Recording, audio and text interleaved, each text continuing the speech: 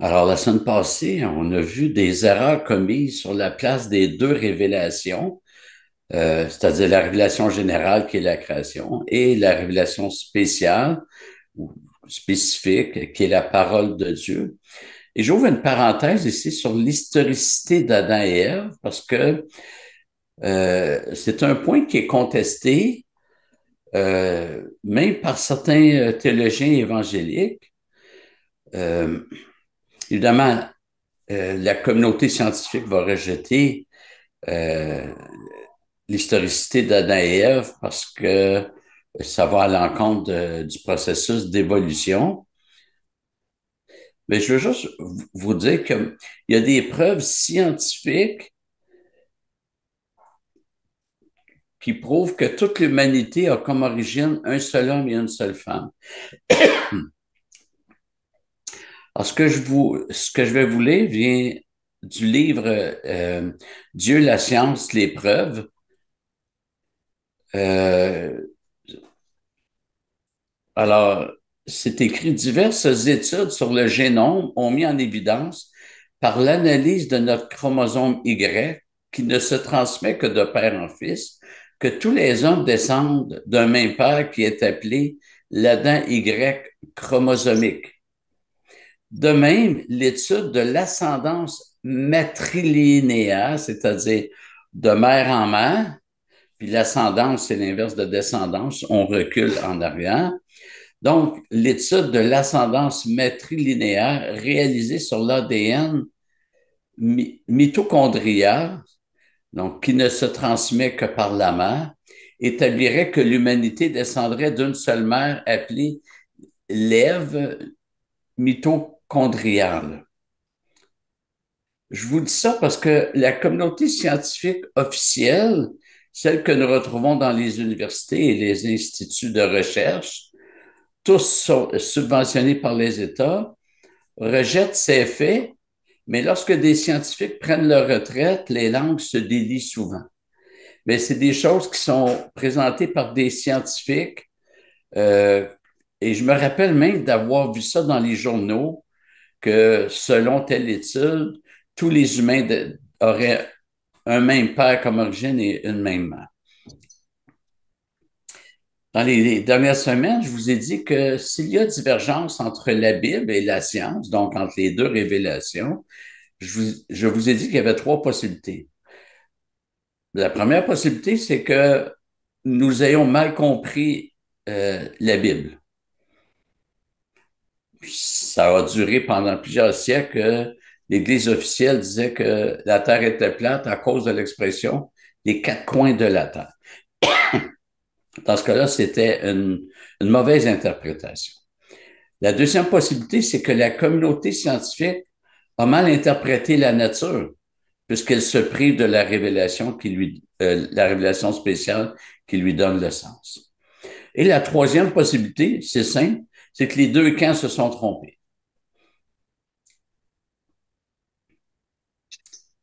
Il y a une troisième erreur à éviter qui, cette fois, est commise à la fois par les non-chrétiens et par plusieurs chrétiens. C'est l'idée que la science et la religion sont deux domaines qui ne doivent pas se parler. J'ai déjà mentionné que la communauté scientifique s'enferme dans ses laboratoires avec le présupposé que la nature s'interprète d'elle-même.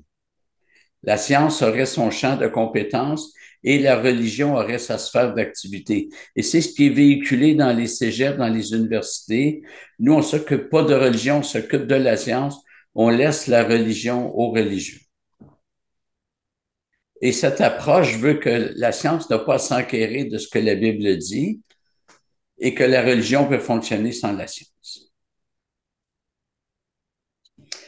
Cette idée repose sur le fait que la science ne s'intéresse qu'à ce qui est prouvable, démontrable en laboratoire, alors que la religion repose sur des croyances. On ne réfléchit pas pareil, la science réfléchit à partir de preuves vérifiables et la religion ne s'intéresse pas aux preuves. En fait, c'est le fameux, cette opposition-là revient au fameux la fameuse hérésie qu'on appelle le gnosticisme, qui tente de divorcer la matière de ce qui est métaphysique.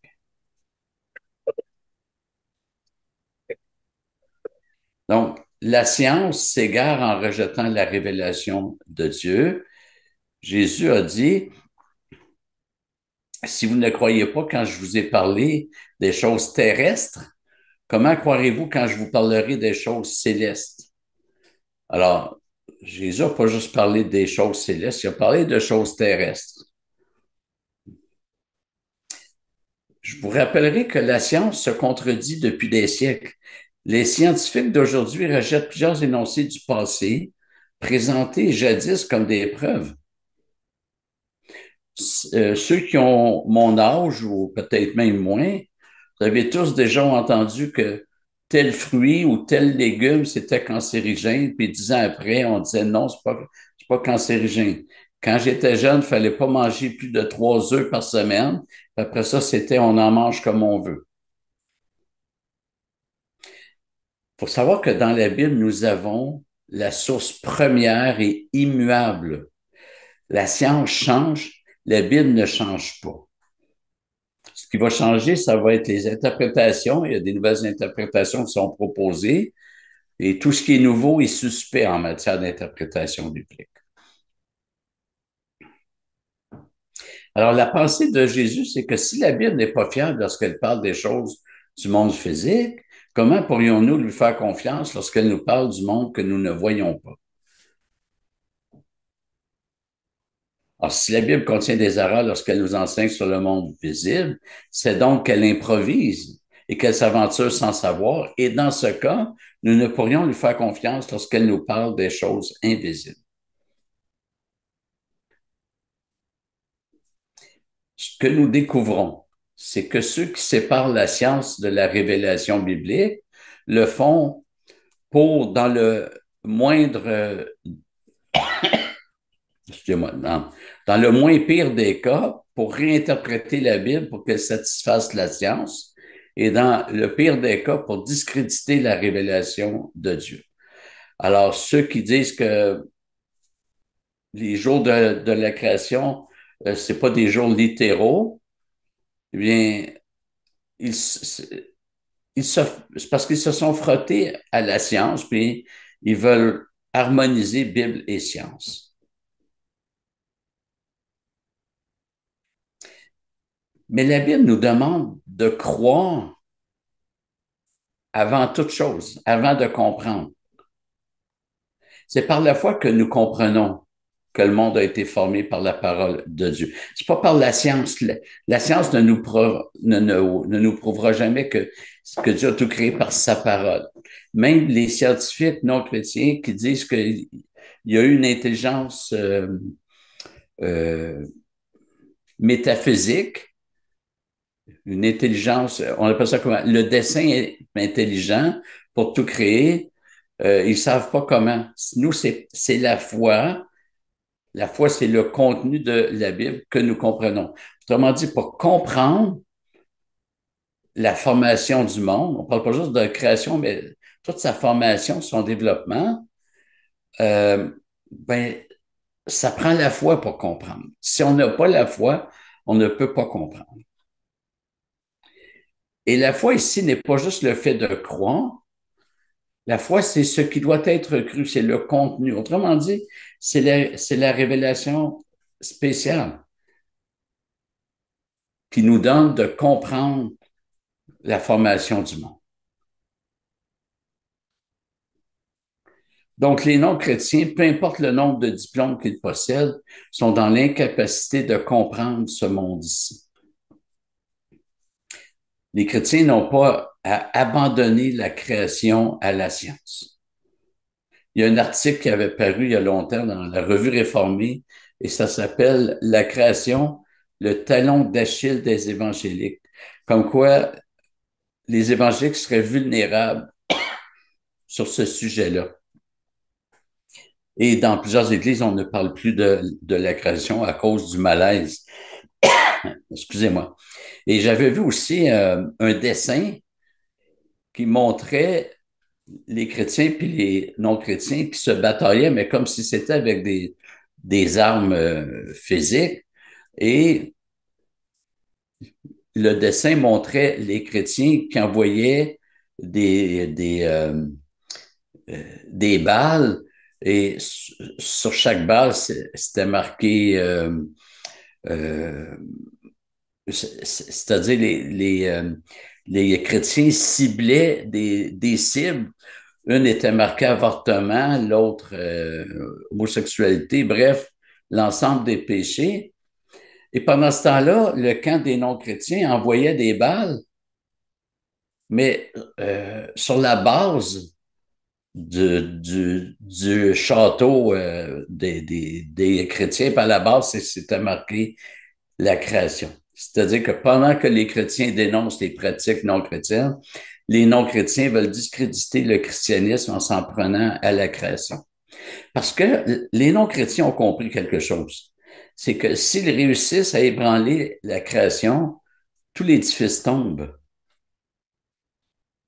Si le monde n'a pas été créé, la Bible ment, Dieu n'est pas le Tout-Puissant qu'il dit être. Dieu n'a pas le droit de s'ingérer dans nos vies puisque ce monde-ci ne lui appartient pas. Bref, selon autre la création, tout s'écroule. Et le chrétien doit tenir fort devant les attaques des non-chrétiens et maintenir la doctrine de la création à tout prix. Cette création, elle appartient à Dieu, il l'a confiée à l'homme, mais en se pervertissant, l'homme pervertit tout ce qu'il touche. Et la science est pervertie. Les scientifiques ont leur présupposé aussi. La Bible dit que les hommes non chrétiens ont la pensée obscurcie, et c'est aussi vrai des scientifiques. Et l'Église, avec sa mission de porte-parole de Dieu dans ce monde, son rôle d'être la lumière du monde ne doit pas se taire. J'avais mentionné que l'activité scientifique comporte les observations et les interprétations. Mais la chose s'appliquerait aussi à l'étudiant. Ici, c'est la science, mais c'est vrai avec la Bible. Lorsque nous lisons, nous observons des concepts, des mots, etc., et nous interprétons. Donc, nous avons les observations et les interprétations. Nous savons qu'il y a plusieurs interprétations sur plusieurs textes, sur énormément de textes, en fait. Certains théologiens changent d'interprétation avec le temps. C'est une réalité et les théologiens catholiques nous le reprochent. Ils disent que le fait de ne prendre que la Bible ne fonctionne pas. Ils ajoutent que la preuve est que les protestants ne sont pas capables de s'entendre. Il y a beaucoup d'interprétations. Alors, c'est une critique qui a un certain poids. Je vous dirais que l'Église catholique a aussi changé d'idée sur certains points avec le temps. Pendant longtemps, un enfant, un bébé qui mourait sans avoir été baptisé, allait dans les limbes. Aujourd'hui, c'est changé. Benoît XVI a décidé que les limbes n'existaient pas. Alors, des dogmes comme l'infaillibilité du pape, le purgatoire, l'immaculée conception, c'est-à-dire que Marie aurait été conçue sans péché, comme les indulgences, sont arrivés plus tard dans l'histoire. Dans la pratique, ils modifient les choses sans raison. Quand j'étais jeune, pour prendre ce qu'ils appellent l'Eucharistie, il fallait être à jeun depuis minuit la veille. Par la suite, dans mon enfance, je ne me rappelle pas trop quand, mais je me rappelle qu'ils ont écourté ça à 1 heure avant la messe. Aujourd'hui, je ne sais même pas s'il y a encore la pratique de ce qu'ils appellent le jeûne eucharistique. Le plus cocasse, c'est qu'on sait que c'est à l'intérieur d'un repas conventionnel que Jésus a institué la Sainte Seine. Il n'était pas en train de jeûner. Alors, les catholiques nous discréditent en affirmant que si le sola scriptura fonctionnait, les protestants seraient unis dans leurs interprétations. Alors, pour eux, il y a une pluralité de pensée chez les protestants qui démontrerait que le sola scriptura ne fonctionne pas. Et les catholiques disent, nous, on a une seule pensée, une seule interprétation. Alors, par exemple, on est tous d'accord pour dire qu'il faut prier Marie, etc. Mais cet argument n'est que de la poudre aux yeux. J'ai fait un autre graphique semblable. Je peux dire, moi, que les réformés baptistes, on a une seule pensée. On est tous calvinistes, on croit tous en l'inspiration pleine et entière des Écritures, et que les catholiques et les autres protestants ont une pluralité de pensée parce qu'ils ne s'entendent pas tous. C'est facile de mettre son nom dans la case du haut, puis dire les autres ne sont pas corrects. Et la réalité, c'est que les catholiques ne sont pas à l'abri de la pluralité de pensée, contrairement à ce qu'ils affirment, mais ils font partie de l'ensemble des églises au sens large et dénominations, et ils font partie de, ils sont un élément dans la pluralité globale. Parce qu'eux aussi vont interpréter la Bible. Quand on leur demande sur quoi vous vous basez pour croire que Pierre est un pape, ben ils vont dire sur Matthieu 16, lorsque Jésus a dit à Pierre, tu es Pierre et sur cette pierre je bâtirai mon église. Alors, ils vont y aller d'interprétation biblique. Sur le purgatoire, ils vont citer un Corinthiens 3. Pour lui, il sera sauvé, mais comme au travers du feu. Alors, ils sont aussi dans l'interprétation biblique, puis on n'est pas d'accord avec eux, évidemment. Donc, ils ne sont pas à l'abri de la pluralité de pensée. Ils sont ils font partie de toutes ces interprétations qui mènent à une pluralité de pensée.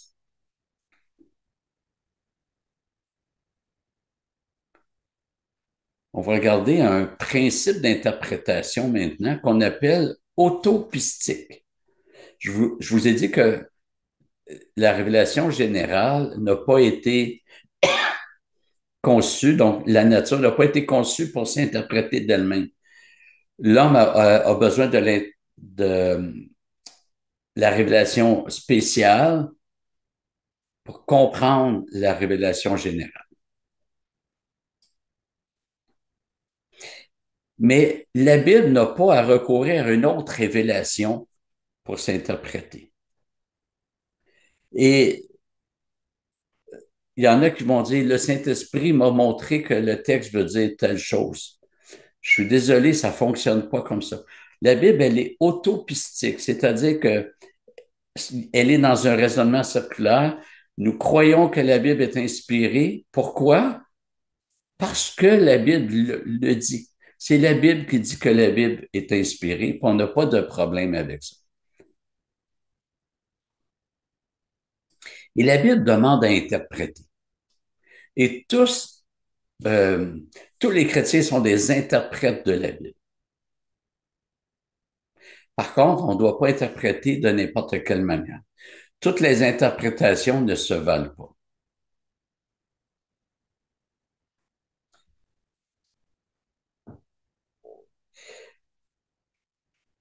Interpréter la Bible ne consiste pas à donner un sens au texte, mais à découvrir le sens que les textes ont.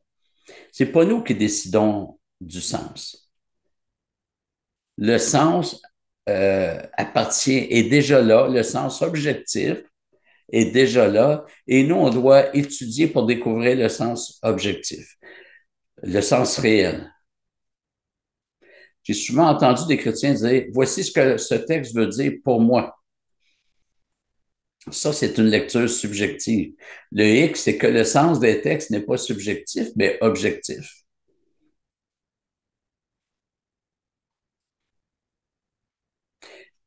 Je ne sais pas si vous avez déjà vécu ça.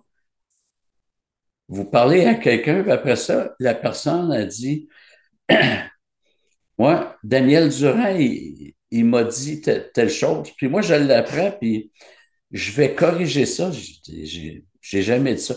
Oui, mais pour moi, ça voulait dire ça. C'est insultant parce on nous prête des paroles qu'on n'a pas prononcées. Puis en fin de compte, c'est son interprétation qui devient, qui prend la place de ce que j'ai dit. Alors, c'est insultant, mais imaginez pour Dieu. Moi, que mes paroles soient remises en question, j'ai pas grand problème avec ça. Mais pas, on peut pas faire ça à Dieu, parce que tout ce que Dieu dit doit être scrupuleusement conservé et respecté. Il y a plusieurs années, j'enseignais le cours de religion protestante dans une école primaire. Et en face de ma classe, c'était le cours de religion catholique. Alors que mes élèves travaillaient sur un sujet et que c'était plutôt silencieux dans ma classe, j'entendais le professeur de l'enseignement catholique enseigner sur la parabole du bon samaritain. Vous savez, cette parabole qui présente un homme attaqué sur la route et laissé pour demi-mort que le samaritain a secouru. Le professeur dit aux élèves que la leçon de cette parabole est de ne pas sortir seul sur des chemins plus dangereux, parce qu'on pourrait être attaqué. Alors, je n'insinue pas que cette interprétation soit représentative du catholicisme, mais voilà un bel exemple où le sens n'est pas celui donné par Jésus. Jésus est là pour dénoncer euh, ce que la plupart des dirigeants juifs faisaient, c'est-à-dire qu'ils ne mettaient pas en pratique la parole, et c'est un Samaritain qui l'a fait, lui qui n'était pas du tout dans les hauts rangs de la société en Israël.